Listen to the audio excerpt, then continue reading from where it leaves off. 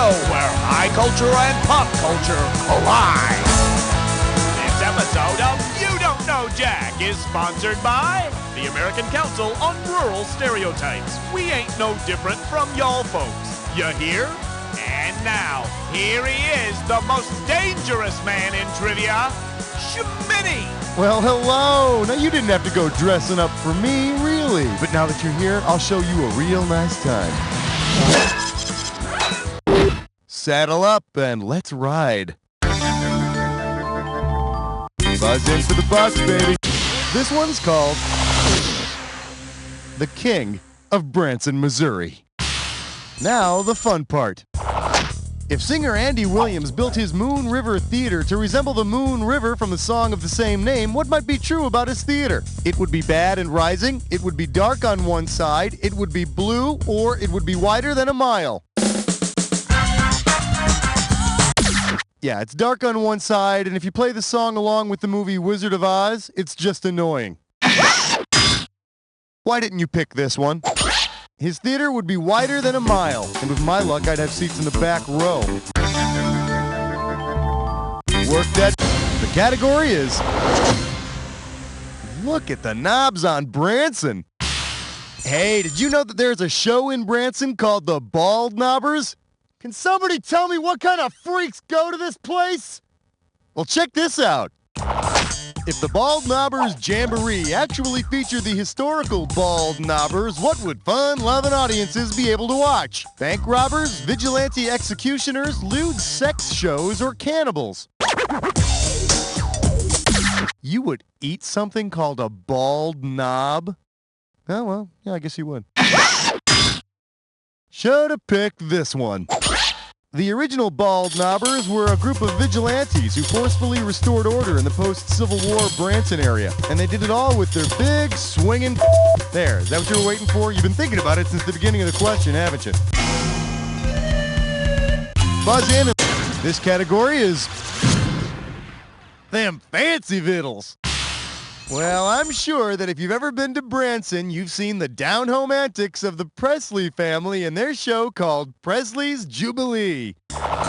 Well, suppose the Galloping Gourmet attends Presley's Jubilee. Considering the culinary meaning of Jubilee, what might he expect to see on stage? A group of silly chaps cut into long strips, a few odd young fellows on the half-shell, several strange blokes in flaming brandy, or some ridiculous gits covered in hot sauce, yes? Just like flambe, Jubilee is something that's drenched in a liquor like brandy and then lit. Of course, in Branson, they just use Budweiser. All right, buzz in and get your money's worth. Roadkill, dead ahead. Remember to buzz in on the item that correctly unites the pair on the screen. And don't forget about that bonus round. Okay, it's time to punch it. Rob Petrie's Boss Brady and Thick Canadian. What do these two items have in common?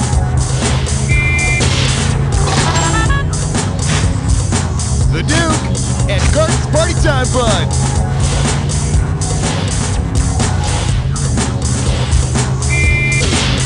Score. Foolish Blank Lynch and Love Boat Baldy.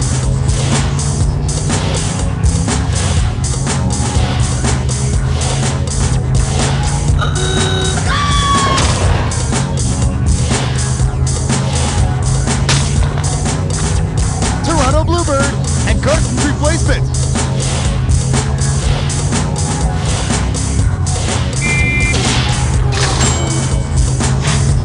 Small Crowbar and Eat Crack Corn.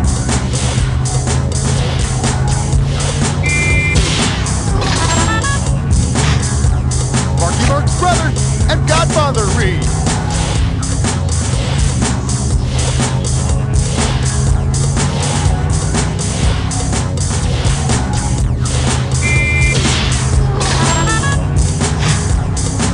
Let them eat cake and Prince for Mary.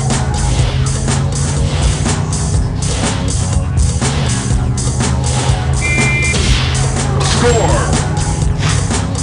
All right, let's go for the bonus. What do all of the correct answers have in common?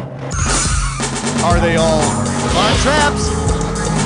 The Osmonds. got it! You live in the country and you rock and roll. Here's your current score. You feel good about that? Let's keep going. Slap your buzzer and we'll find coming at you. Somebody stuck him with a hook. Like it or not, it's question time.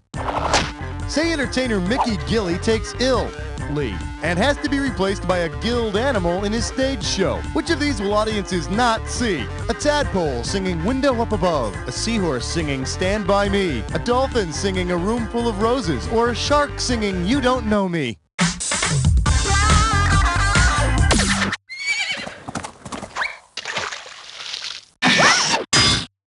Well, that'll make an exciting story, won't it? Dolphins are mammals. They don't have gills or a sense of rhythm. Hit that buzzer. Your category's gonna be It's Always Darkest After the Tony Orlando and Dawn. Wrap your head around this. If singer Tony Orlando were the lead character in Virginia Woolf's novel Orlando, which of these songs might he add to his lineup? I'm in the mood for lunch. I'll be a woman soon. My old black magic, or Unchained Melanie. In Virginia Woolf's Orlando, the lead character is a male for 2 centuries and then becomes a woman for 2 more. And Tony would close his set by singing Tie a Yellow Garter Around the Old Oak Tree, if you know what I mean. Hit the buzzer for the back. Here's a little something I call... Please, sir, may I have some more OJ? Yep, they got everything in Branson, M.O. Hell, even the orange juice queen Anita Bryant can still pull in an audience. Anita Bryant led a campaign in the late 1970s called Save Our Children. From whom or what did Ms. Bryant feel our children needed protection? Hunger, abuse, illiteracy, or homosexuals? Back in '77, a county in Florida passed some laws protecting gay rights, so Ms. Anita Bryant, mouthpiece of all that is good, spearheaded a protest campaign called Save Our Children. So our children might be injured, illiterate, and hungry, but hell, at least they'll never be open-minded. Buzz in and tell me how much... Branson is a happening place located in the Ozarks. O-Z-A-R-K, O-Z-A-R-K. This message brought to you by the Branson City Council. Hey, yeah, Branson is your place. Yeah. Welcome to the Ozarks. Have you met my sister? Remember to hit your buzzer when the first letter of the answer lights up. That's how you win the cash. If you get all 5 letters, you win the bonus. Okay, ready, set, do it. Country singing young and Leanne. What rhymes with correct? World famous guitar player Chet.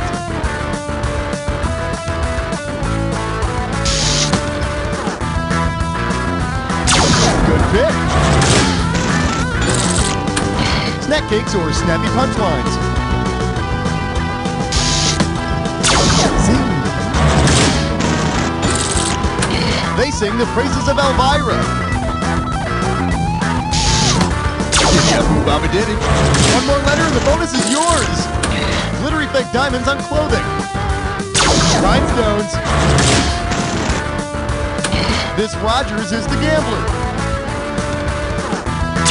Kenny Rogers. That's it. Ozark. That belongs to you. Check out your score there. Make sure everything's in order. And we're moving on. I want you to hit your buzzer. Up next, pulling a train. Time for the trivia. If Boxcar Willie rolled boxcars while playing craps, what would he have? 2 2s, 2 4s, 2 5s, or 2 6s? When you're playing craps, boxcars are double 6s on your first throw. So tell me this, if you're playing craps, do you have to wear special underwear? You know, on your caboose? Hit that buzzer and try to snag the highest value you can. Very nice. You want some trouble, my friend? You got it. Let's get into a Dis or Dat. The name of your Dis or Dat category is A hit? I'll give him a hit. Now, I'm gonna read off the names of 7 wacky songs, and for each one, I'd like you to tell me if it's a Jim Stafford song or a Ray Stevens song. Cash in for each one you get right, and you lose some cash for each one you get wrong or don't get to. You gotta get all 7 of them in 30 seconds. Let the magic begin. My Girl Bill, Jim Stafford. We have the A-Rab. Spiders and Snakes. The Streak. Guitarzan. I ain't Sharon. I got stoned and I missed it. Woo! Yeah, you rock. 7 out of 7. Woo! Here's your current score. You feel good about that? Let's keep going. Buzz in for the bucks, baby. That'll work. Try this category. Hi-yo, Silver Dollar City. You know, you don't have to waste your cash on music and shows in Branson. No, there's plenty of crap to spend your money on at the nearby Silver Dollar City amusement park. If Silver Dollar City adopted as their official mascot one of the people who have been featured on the U.S. Silver Dollar, who would be plastered all over billboards and t-shirts? Paul Revere, Jefferson Davis, Dwight D. Eisenhower, or Neil Armstrong? Jefferson Davis, the Confederate president, as mascot. Yeah, there's nothing as cute as a cartoon slave owner. Hey, if you got a minute, take a look at this. Before Susan B. Anthony, there was President Dwight D. Eisenhower's big, bald knobber. Welcome to Silver Dollar City, everyone, where we love Branson and we love Ike, and Ike loves Branson. Buzz in and lock on to the highest value. All right, looking good, looking healthy. Here's your category. When Minnie Pearl isn't as good as you remember. You know what I like about country music? The performers know how to put on a really big show, and the fans know how to put on really big hats. If your 10-gallon hat could actually hold 10 gallons of liquid, which of these is the maximum amount you could throw on stage during a lousy performance? 10 quarts of tomato juice, 20 quarts of creamed corn, 40 quarts of rancid milk, or 100 quarts of rat urine? 1 gallon is 4 quarts, so 10 gallons would be 40 quarts. Howdy!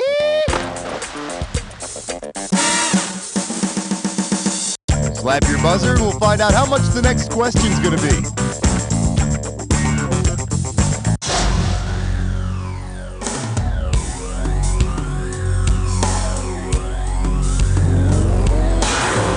I could use a good euphemism for clue right about now. Here's your hint. Nah, that sucked. Here's your clue. The Branson Guide to Curse Words. If it'll help you, imagine your El Camino just got stuck in the crick or something.